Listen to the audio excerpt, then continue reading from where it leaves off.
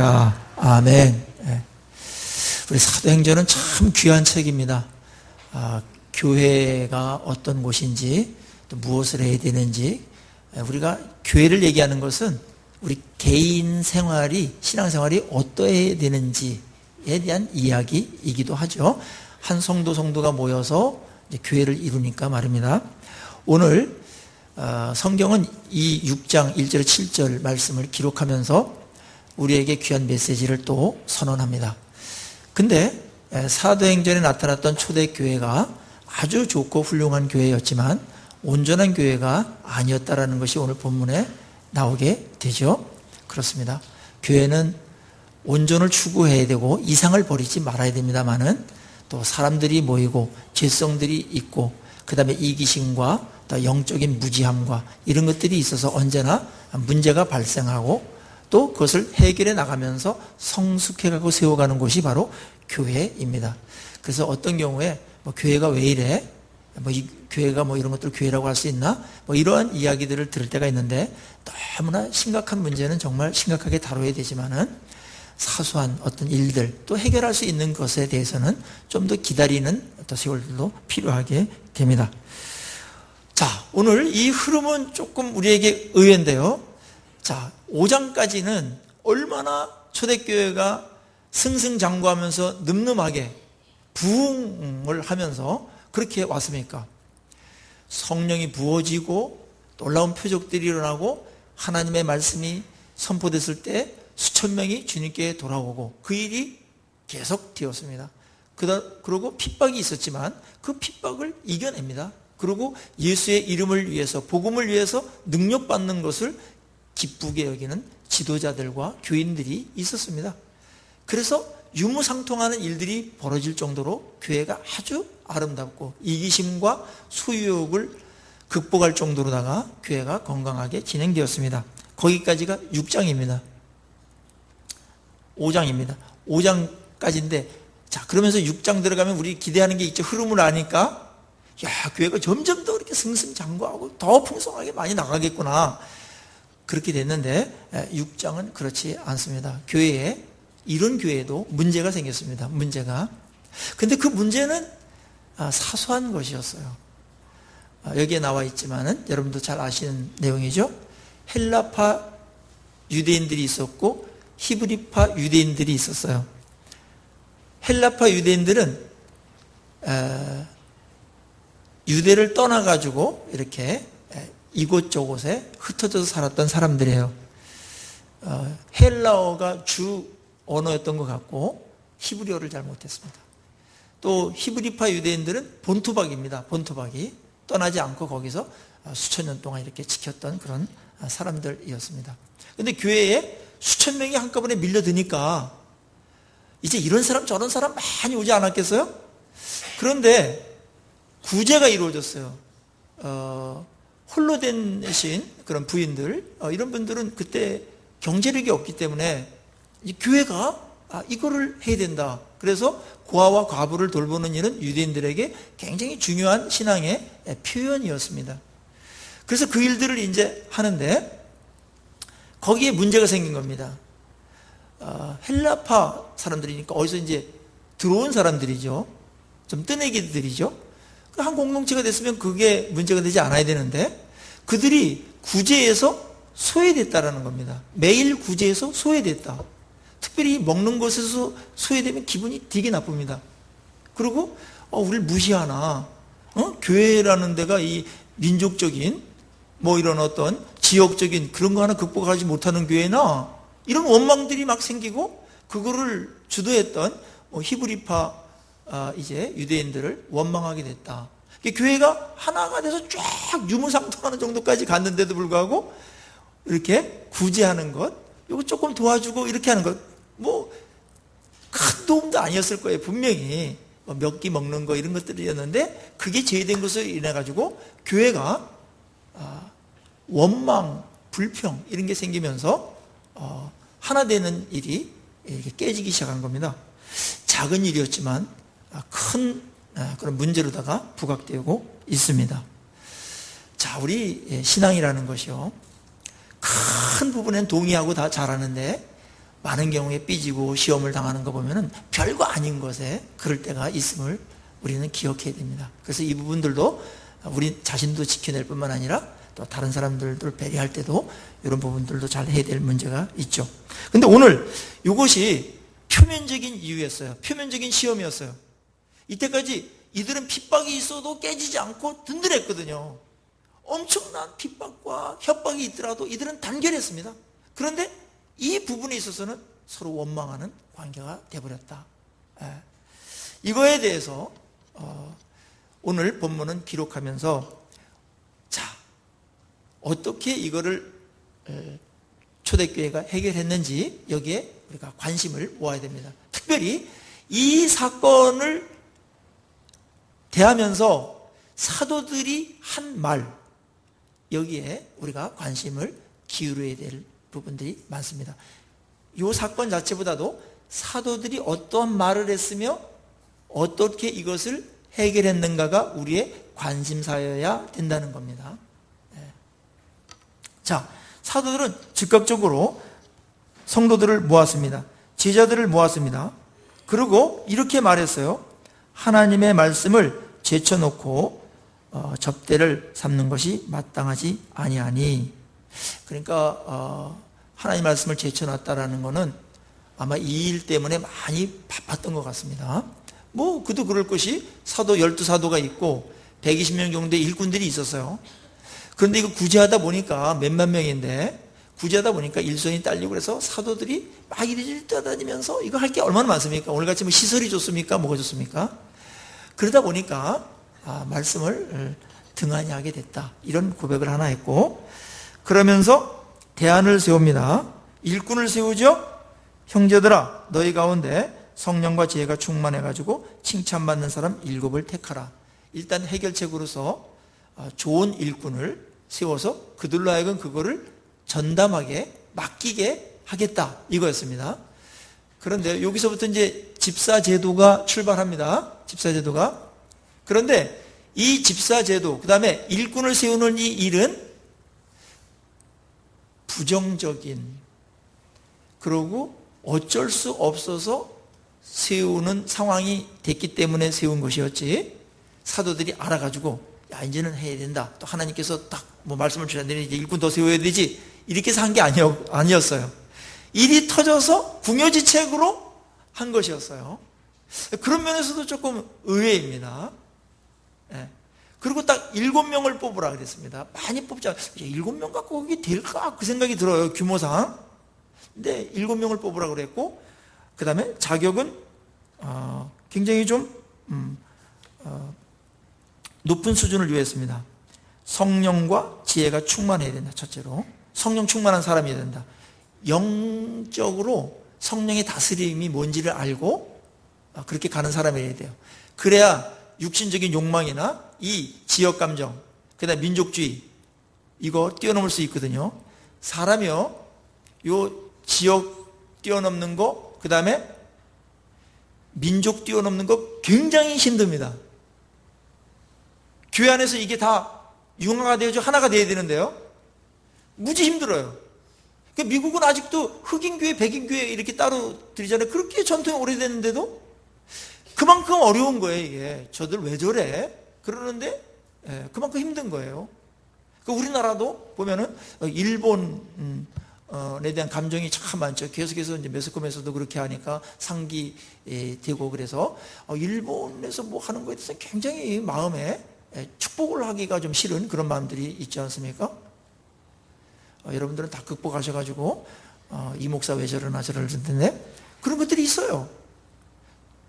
운동 경기 할 땐 더 세게 나타납니다. 그게 막 죽여 막 이러면서 응원하는 사람도 있어요. 막 그 정도는 아닌데 말이죠. 요거 뛰어넘는 게 굉장히 힘든 거예요. 그러기 위해서는 어떻게 되냐면은 인간적인 육적인 것에 의해서 이렇게 기준을 잡고 행동하는 그런 사람이 되어서는 또 소외가 생기고 또 이게 공평하게 이루어지지 않기 때문에 이거를 뛰어넘는 사람, 이거를 극복한 사람이어야 되는데 그게 성령 충만으로만 가능하다는 거죠. 성령 충만 아니면 편견에 사로잡히게 되고요, 좋은 사람은 계속 좋고 싫은 사람은 무조건 싫어. 그러면 이게 공평한 게 아닙니다. 그게 공평한 게 아니에요. 팔은 안으로 굽고 이런 거 안 됩니다. 이거 공정한 게 아니에요. 그래서 성령 충만한 사람 세웠고요. 그리고 지혜가 충만한 사람을 세웠습니다. 자, 일을 잘 처리해야 되니까 지혜롭게 또 이렇게 합리적으로 또 아주 일 처리할 때 지혜가 필요하죠. 불살렐과 호올리압에게 지혜를 줘가지고 성전을 짓는 일을 맡겼듯이 하나님께서 어떤 일을 할 때도 지혜가 있어야 됩니다. 이게 실제적으로 이게 지혜가 있어야 됩니다. 그래야 일이 됩니다. 같이 구제하는 거라도 어떤 사람은 지혜가 없는 사람들은 그냥 자존심 상하게 하면서 주는 사람이 있어요. 기분 나쁘게 주는 사람이 있어요. 그게 지혜입니다. 지혜. 어떤 분들은 받아줘서 고맙다고 그러고 정말 그런 거거든요. 그분 때문에 사실 우리가 돌볼 일이 생긴 거고, 돌봤을 때 또 하나님께서 우리에게 상급을 주시고 또 그걸 또 채워주고 하는 또 그런 문이 되는 거란 말이에요. 우리 그런 입장에서 봐야 되는 거거든요. 구제할 때 지혜롭게 해야 됩니다. 우리가 뭐 다른 데 이렇게 구제할 때 꼭 이러는 분들이 있어요. 이렇게 구제를 이렇게 믿지 않는 사람이 있으면 교회 나오세요 할 필요 없어요. 그건 지혜가 아닙니다. 그건 따를 때 해야 되고, 이거 기껏해 이거 주고서 교회 나오라고 그래? 우리 사랑하는 게 아니고 교회에 이렇게 꼬셔가지고 나오라고 하는 거구먼. 이렇게 되면은 그게 아무런 의미가 없게 되는 겁니다. 받긴 받겠지만 뭔가 풍성하지 않고 마음이 부담이 생겨요. 구제는 구제로 끝나는 겁니다. 그런 마음이 열릴 때 또 기도하면서 또 영혼이 귀하니까 또 그분 영혼 우리가 위해서 또 기도해야 되는 것 또 해야 됩니다. 그렇지만 지혜롭게 해야 됩니다. 성령과 지혜가 충만한 사람을 세웠다. 이런 일꾼들이 많은 교회가 아주 건강한 교회고 또 일이 되겠죠. 성령과 지혜의 결합 중요합니다. 그런데요, 이 성도들이 뽑은 것을 보면은 7명은 뽑았는데 5절에 이름까지도 다 나와요. 온 무리가 이 말을 기뻐해서 믿음과 성령이 충만한 사람을 뽑았죠? 그럼 말이 좀 다르지 않습니까? 사도들은 어떤 사람 뽑으라고 그랬어요? 성령과 지혜가 충만한 사람 뽑으라는데, 성령 충만한 건 공통인데 지혜로운 사람이 아니고 믿음 있는 사람을 뽑았어요. 믿음이 충만한 사람을 뽑았어요. 이 성도들이 못 알아들은 걸까요? 기록을 할 정도라면은 분명히 제시했던 것 같아요. 우리가 7명을 뽑아야 되는데, 우리 교회에 평신도 일꾼 7명을 뽑아야 되는데 성령과 지혜가 충만한 사람 뽑아야 된다. 기준을 딱 제시했을 겁니다.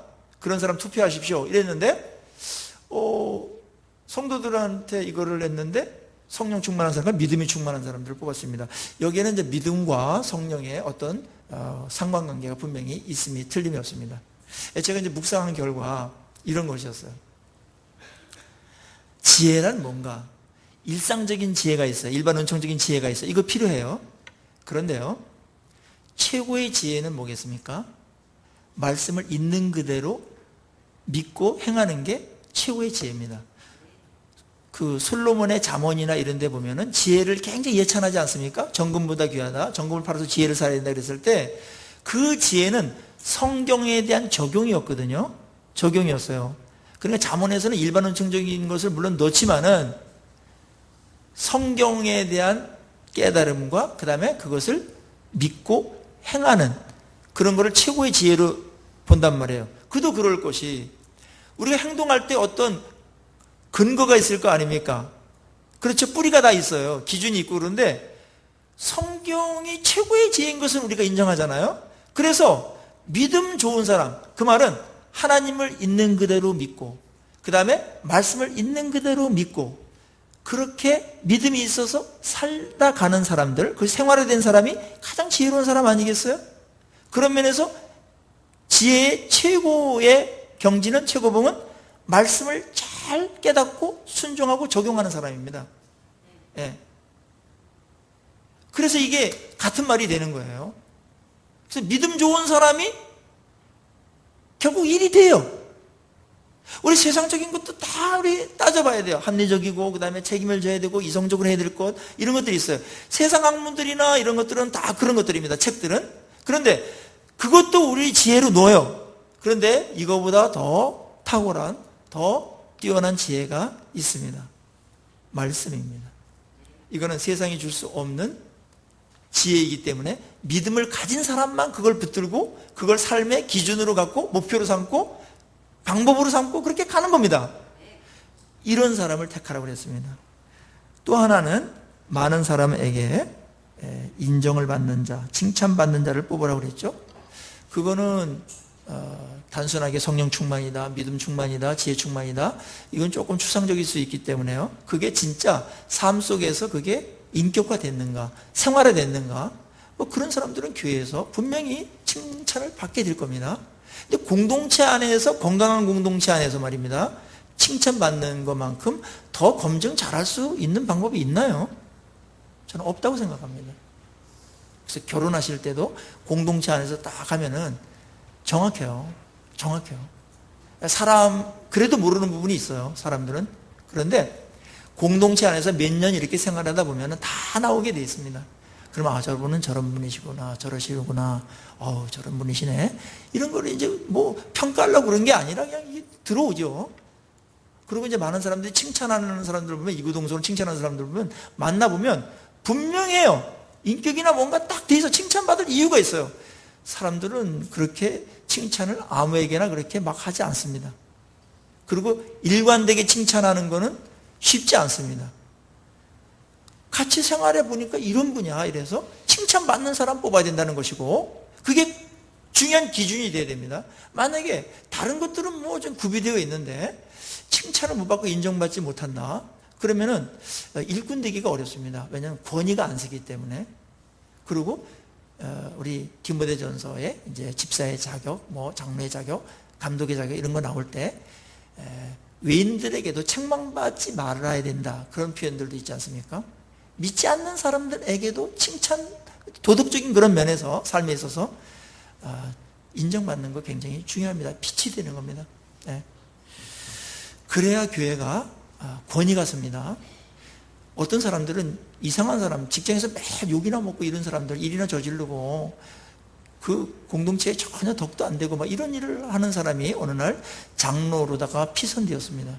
그때 그 공동체에 있는 사람이 뭐라고 말하겠습니까? 저런 사람이 교회 장로라면 나는 교회에 안 나가겠다. 교회를 굉장히 우습게 생각하지 않을까요? 어떻게 생각하세요? 한국교회가 비난받는 부분 중에 하나가 일꾼을 세울 때 검증하지 않고 세운 겁니다. 그것은 굉장히 육적인 것이었고요, 세상적인 기준이었습니다. 분명히 당장의 필요 때문에 세우는 거. 오늘 이 부분에 있어서 교회가 교회되기 위해서, 건강한 교회가 되기 위해서 기준을 세운 것은 굉장히 지혜로운 일이었습니다. 나중에 해도 됩니다. 될 때 딱 하면 그게 훨씬 더, 1년을 하더라도 제대로 하는 게 더 중요합니다. 오래 할 필요 없습니다. 그리고 일반적으로 내가 맡은 일에 대해서 책임을 지는 것, 또 그다음에 구석구석의 일들을 돌아보는 것은 우리 모두의 책임이지만, 대표성을 갖는, 상징성을 갖는 이런 부분들은 교회의 얼굴이기 때문에 이런 부분들이 나타나게 됐고, 사도들은 요 구제 원망, 요 부분들 해결하려다가 일꾼 잘못 뽑으면 더 큰 문제가 구조적으로 생기게 되고, 또 그런 것들을 염두에 뒀기 때문에 성령과 지혜가 충만한 사람, 믿음이 충만한 사람, 그리고 다른 사람들에게 칭찬을 받는 사람들을 뽑도록 했고, 성도들은 이것을 귀하게 여기면서 뽑아서 일꾼을 세워서 일을 처리하게 됩니다. 자, 일단락 됐죠? 그렇지만 이것은 겉으로 드러난 문제였고요, 더 근본적인 시험이 있었습니다. 그게 이제 사도들의 말을 살펴보면서 우리가 확인해야 되는 부분인데요, 이게 굉장히 중요해요. 이 표면적인 문제보다 훨씬 더 깊은 시험이 있었어요. 자, 서로 원망합니다. 서로 싸웁니다. 다툽니다. 이랬을 때 사도들의 첫 말이 뭐예요? 2절에 12사도가 모든 제자들을 불러 이르되 뭐라고 그랬어요? 우리가 하나님의 말씀을 제쳐놓고 접대를 일삼는 것이 마땅하지 않다. 자기에게 일단 정해서 내가 잘못했다, 뭔가 내가 분명히 뭔가 잘못한 게 있다, 이거예요. 그러지 말자, 사랑하라 그랬는데 그러지 말자, 이렇게 하지 않았어요. 그들은 딱 느끼면서 찾던 것들이 있었던 거예요. 그게 뭐냐면은, 그 구제하는 건 귀한 일이지만 그거 막 시간 쪼개가지고 바쁘게 막 돌아치다 보니까 말씀을 제쳐놓게 됐다. 이것은 뭘 말하는 겁니까? 교회의 우선순위가 무엇인가를 잃어버리게 됐다, 그런 것이죠. 본질과 비본질, 본질적인 것을 구별하지 못하고 본질적인 것을 희생하면서 비본질적인 일에 집중했다. 그래서 교회가 말씀의 풍성함이나 이 복음을 전파 왕성하게 하는 이 일들에 힘써야 되는데 엉뚱한 곳에 지금 모든 에너지와 시간이 집중되어 있구나. 이거를 비로소 깨닫게 된 겁니다. 이거는 교회가 무엇을 추구해야 되는지, 무엇을 근간으로 삼아야 되는지, 무엇을 본질로 삼아야 되는지에 대한 굉장히 중요한 기준이며 선언입니다. 이 사도들이 기본적으로 다 말씀에 대한 기본적인 지식이 있어요. 그래서 얼마든지 준비 안 하고 설교할 수 있고, 얼마든지 기도 안 하고 전도할 수 있습니다. 그거를 우리 목회자들은 때운다고 말합니다. 자, 이들이 지금 설교를 안 했나요? 우리 바쁘니까 설교 3부로 드리는 거 1부로 다 통합해서 드리자, 차고 넘치더라도 그렇게 하자, 이렇게 했나요? 횟수를 줄이지 않았습니다. 시간을 줄이지 않았습니다. 그거에 대한 근거가 바로 6장 끝절이에요. 끝절 보세요. 42절 보세요. 6장 끝절, 5장 끝절. 그들이 날마다예요. 그들은 사도들입니다. 성전에 있든지 집에 있든지 예수는 그리스도라고 가르치기와 전도하기를 그치지 아니했어요. 횟수 줄이지 않았습니다. 시간 줄이지 않았습니다. 열정 줄이지 않았습니다. 그러면 말씀을 제쳐놨다는 것은 뭘 의미할까요? 말씀을 깊이 묵상하거나 연구하지 않고 그냥 전했다는 겁니다. 그것은 때우는 것이었습니다. 성도들이 벌써 느꼈어요. 준비를 별로 안 하신 말씀이네. 은혜를 잘 못 받았어요. 느끼게 되는 거예요, 이거예요. 사도들이 본부는 말씀을 잘 전해가지고 풍성케 하고 영혼이 건강해지고, 이 구제라는 어떤 육적인 어떤 작은 필요를 채우는 것보다도 영적인 필요, 이 생명의 필요, 인간 전체에 대한 필요, 이 공핍함을 채워주는 게 말씀인데, 그거를 등하냐고 이 구제에 신경을 썼다. 너무나 신경을 썼다. 구제 자체가 잘못이 아닙니다. 그것은 교회가 사랑을 받고 은혜를 받은 공동체로서 마땅히 나타내야 될 표현들이고 교회가 해야 될 일들입니다. 그렇지만 사도들은 그 부분에 너무나 몰두한 나머지 말씀을 제쳐놓게 됐다. 옛날에 10번 봤던 것들을 한두 번 대충 보고서 강단에 쓰고 말씀 가르치고 이렇게 된 겁니다. 특별히 또 이 부분은 뭘 말하냐 하면은, 말씀을 가르치는 거 준비하는 일에 우리가 이제 집중을 해야 된다는 얘기는, 교회는 구제하는 그런 일들을 하는 것은 좋지만은 구제를 하느라고 말씀을 등한히 한다든지 말씀을 제쳐놓는다든지 성도들도 그렇게 하는 것은 교회가 거꾸로 가는 거다, 그 말입니다. 이게 초대교회에 보이지 않는 가장 위험한 시험으로 성도들이 받아들이고 있고 사도들이 지금 이야기하고 있는 겁니다. 보편적인 거예요, 이 부분은요.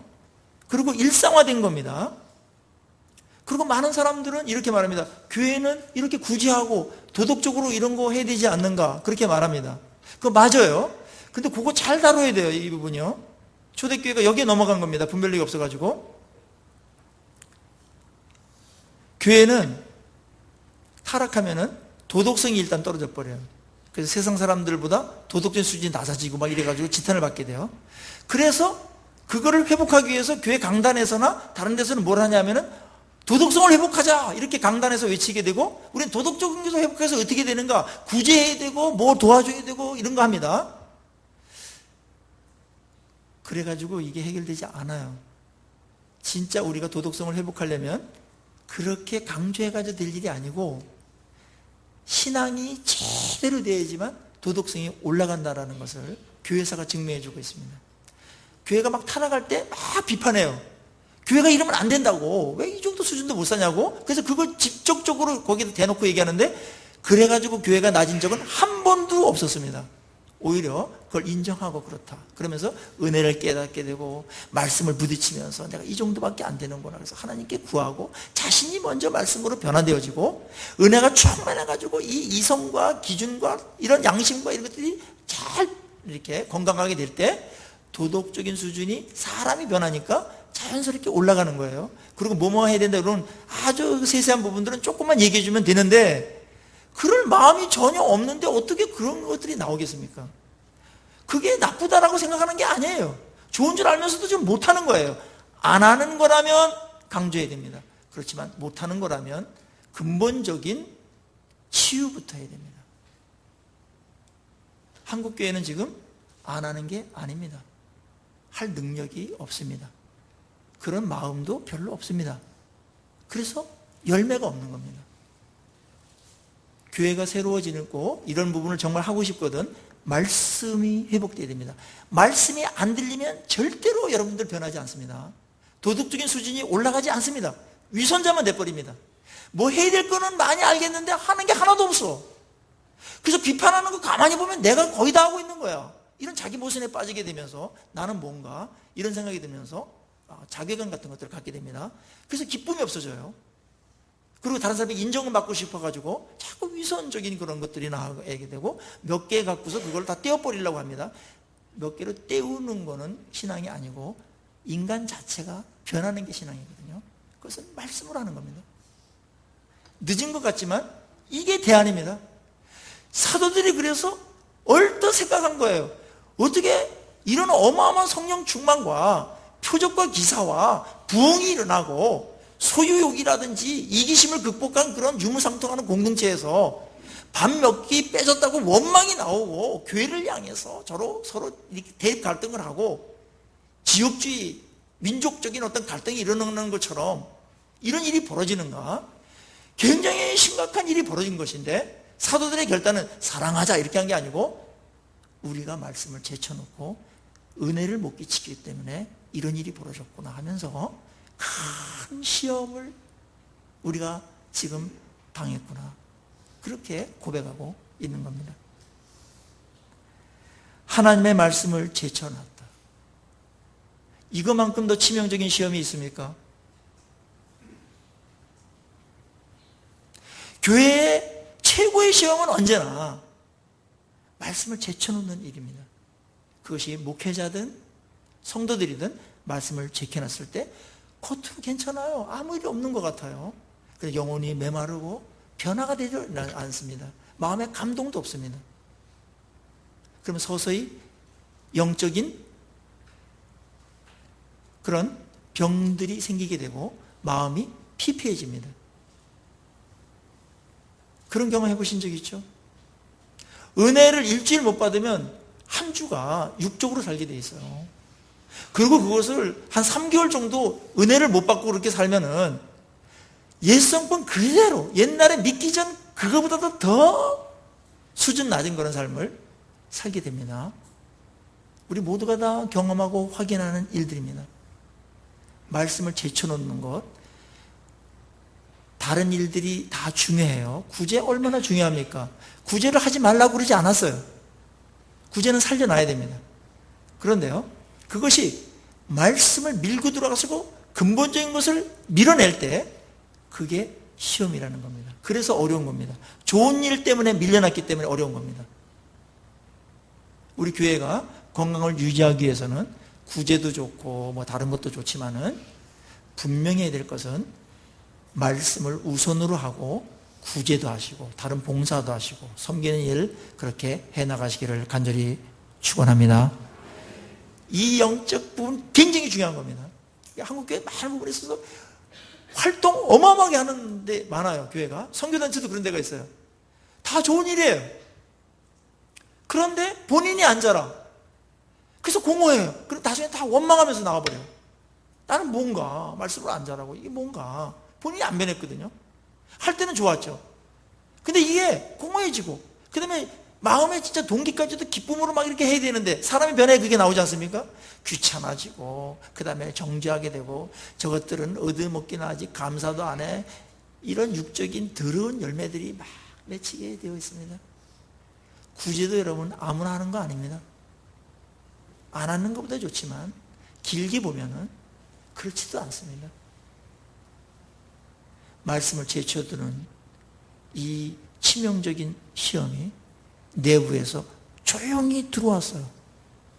우선순위가 바뀌고 말씀의 은혜가 떨어지고 그러면서 봉사는 열심히 하고 이런 일들이 벌어진 겁니다. 이것이 내부에서 일어난 가장 위험한 시험이라고 사도들은 간파하고 선언하고 있는 것입니다. 깜짝 놀란 겁니다. 사도들도 어쩌다가 이런 일이 벌어졌는가. 저는 그래서 이제 목회자님들 대하면서 신실한 분들도 많이 계시지만 정치하냐고 막 뛰어다니고 뭐 활동하고 막 뛰어다니는 분은 언제 설교 준비를 하시나 그런 또 마음에 그런 안타까움들이 있어요. 그런데 뭐 대구도 그런 분들이 계시지만 총회장 하면서 막 열심히 뛰어다니죠. 시간이 없어요. 시간이. 그렇게 해서 설교가 뚝딱 만들어지는 게 아닙니다. 때울 수는 있어요. 때울 수는 있어요. 그런데 교회가 몇 년 그렇게 되면 다 침체됩니다.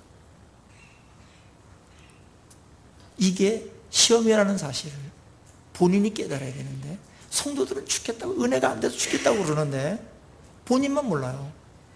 사도들은 그래도 딱 들었을 때 이거였구나 깨닫고 결정합니다. 4절입니다. 같이 한번 읽겠습니다. 유명한 구절이죠. 시작. 우리는 오로지 기도하는 일과 말씀 사역에 힘쓰리라 아니라. 우리는 오로지 뭐요? 기도하는 일과 말씀 사역에 힘쓰겠다 이거였습니다. 교회에 아무리 중요한 일이 있을지라도 말씀과 기도보다 더 중요한 일은 없습니다. 세상이 뭐라고 말하든지 간에 교회의 핵심 가치는 말씀과 기도입니다. 그게 신앙입니다. 이게 밀리는 게 최고의 유혹이며 치명적인 시험이라는 사실을 다시 인식해야 됩니다. 이런 말씀을 더 가까이 하고 계십니까? 아니면 말씀을 제쳐놓습니까? 어중간합니까? 큐티하십니까? 그리고 말씀 들은 거를 일주일에 한두 번 겨우 들은 거를 잘 보존하면서 그래도 그 말씀대로 살려고 그렇게 묵상하면서 잊어버리지 않고 몸부림치십니까? 만약에 그렇지 않고 오락 하나 떼우고 어떤 세미나 하나 떼우고 강의 하나 좀 잘 들었다 그런 거로다가 우리 신앙생활을 한다면 심각한 시험에 빠져 있는 것입니다. 보이지 않지만 영혼이 자라지 않아요. 황폐돼요. 자, 구제는 육체의 일부분을 채워주는 겁니다. 곤핍함이 있죠. 배고픔. 그런 거를 채워주는 거예요. 육체의 많은 부분의 한 부분이에요. 그게 구제라면 말씀을 채우는 것은 우리의 영혼 전체, 우리의 삶 전체, 우리의 존재 전체, 우리의 인격 전체를 채워주는 거예요. 그 공핍함, 배고픔의 공핍함도 채워주는 것들을 외면하면 안 돼요. 그렇지만 그것보다 더 본질적인 공핍함이 있어요. 우리의 영혼의 공핍함입니다. 그것 때문에 사람들이 시들시들하는 겁니다. 의미 없게 살아가는 겁니다. 방황하는 겁니다. 죄를 물 먹듯이 마시는 겁니다. 그래서 인생 전체가 곤핍해지는 겁니다. 이거를 극복할 수 있는 것은 구제 갖고 되는 게 아니에요. 말씀을 채워야 됩니다. 말씀을. 그런 면에서 말씀을 등한히 하는 것이 얼마나 큰 시험입니까? 일반적인 시험입니다. 일반적인. 보편화된 시험입니다. 일상적인 시험이지만 치명적입니다. 그래서 마귀는 어떻게든지 말씀 멀리하게 합니다. 그러면 쉽거든요. 저것들은 뭐 말씀도 안 쉬워요. 그리고 기도의 자리에 못 가도록 합니다. 기도의 자리에 못 가도록 바쁘다 피곤하다 뭐 해야 되나 하면서 그냥 안 합니다. 그러면서 안 나오는 것은 시험에 빠져 있는 겁니다. 사도들의 입장으로 본다면 엄청난 시험입니다. 사실 우리가 다른 것들에 대한 필요들을 많이 쫓아다닐 때 열심을 냅니다. 배고픈 곳을 채우는데 열심을 냅니다. 그렇지만 그것은 인생의 일부분이라니까요. 그렇지만 말씀과 기도, 성령을 채우는 이 일은 인생의 본질입니다. 이 분별력, 이게 지혜입니다.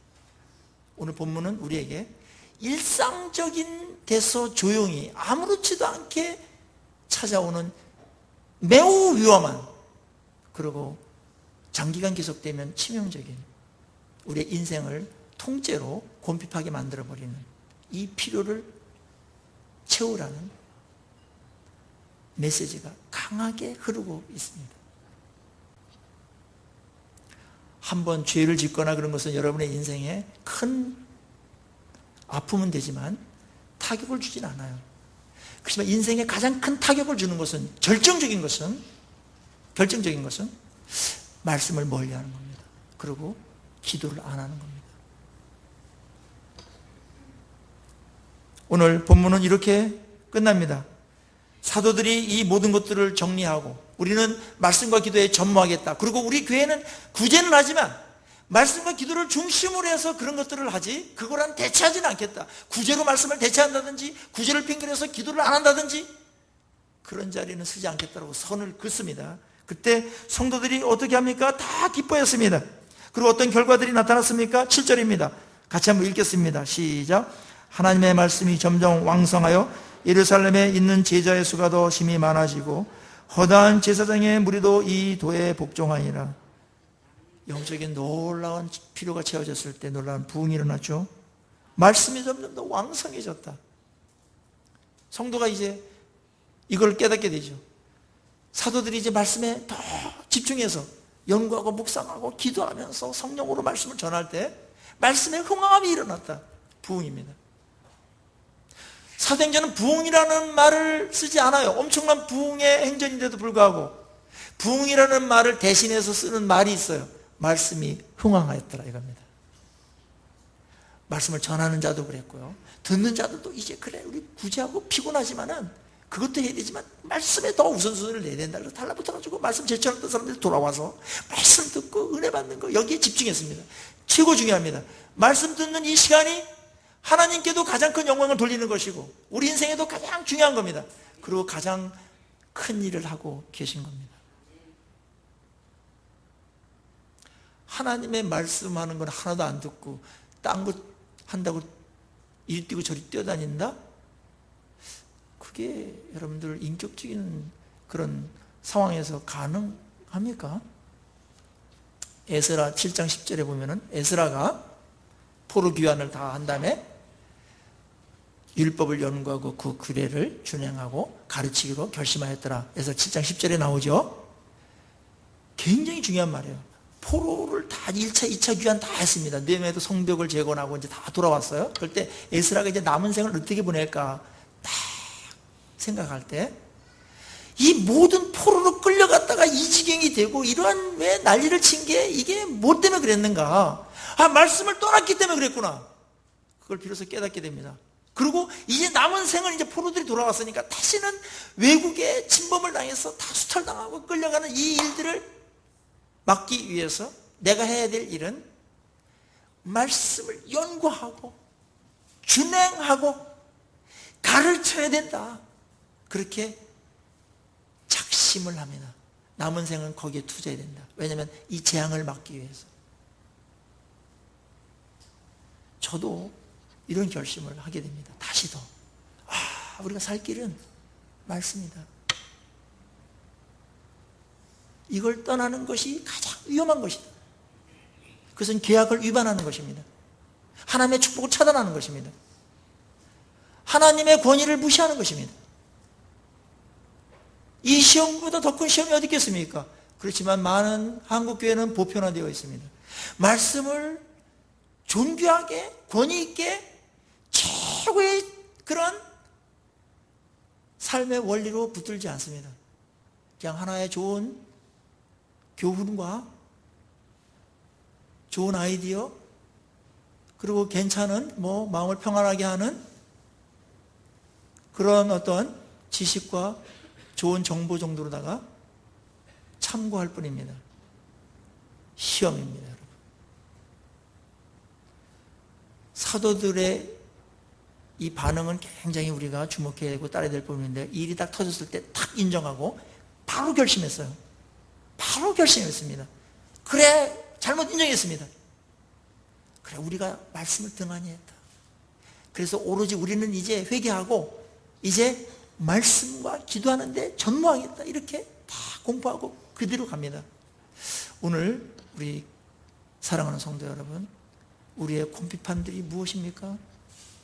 먹는 겁니까? 그것도 물론 채워야 됩니다. 또 도와줄 사람도 있을 것입니다. 그렇지만 인생에서 가장 곰핍한 건 언제나 영혼의 곰핍이라는 사실을, 말씀의 결핍이라는 사실을, 말씀의 기갈이라는 사실을 깨달아야 됩니다.